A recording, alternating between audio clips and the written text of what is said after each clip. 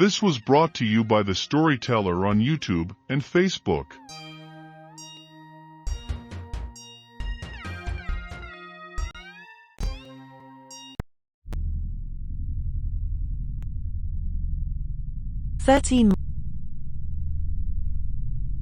My eyes searched for Vanta, but I could not see him.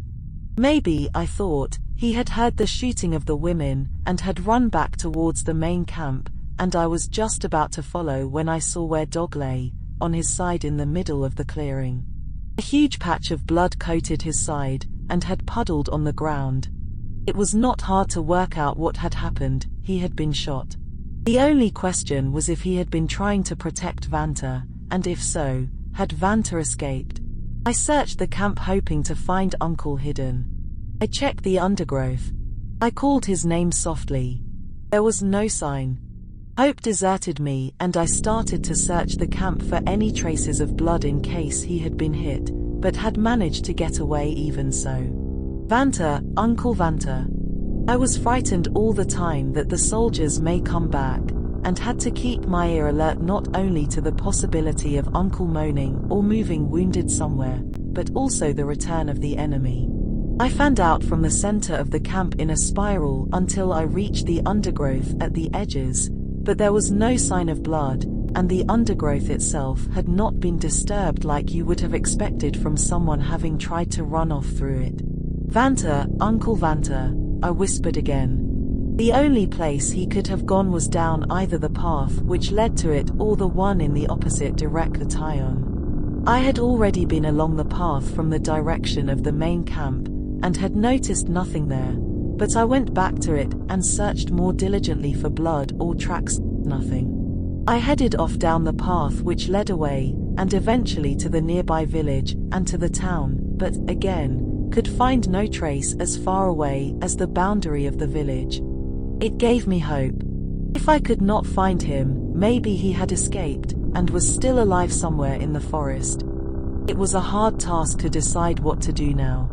The awful grief I felt at the loss of so many people I loved so dearly gripped me and jumbled into my thoughts so that I felt confused, angry, uncertain. Since I had not found Vanta, though, I still had some hope, so I tried to pull myself together to make a good decision. At first, I wandered disconsolately through the forest and back to the original camping ground.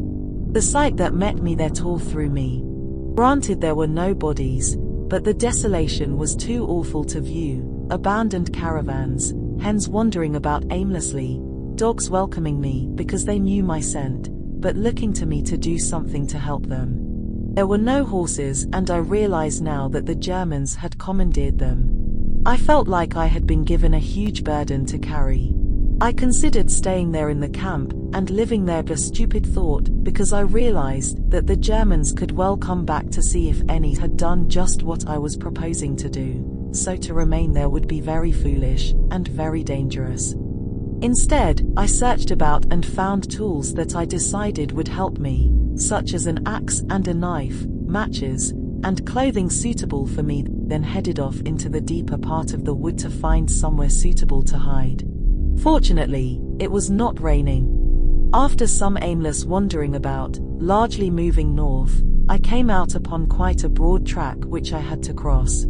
There was no sign of any people, and I guessed it was simply a track used by woodcutters or possibly hunters when they were taking their quarry away on a small handcart or whatever.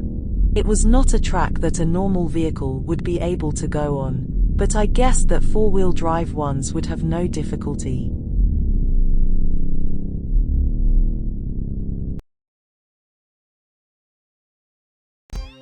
This was brought to you by the Storyteller on YouTube and Facebook. Listen to our podcast on any of these platforms: Anchor, Breaker, Overcast, Pocket Casts, RadioPublic, Spotify. Support us on Patreon, and check us out on Discord. All the links can be found in the video description below. We thank you for your participation. If you enjoyed, please like, subscribe, share, make comments. We love feedback.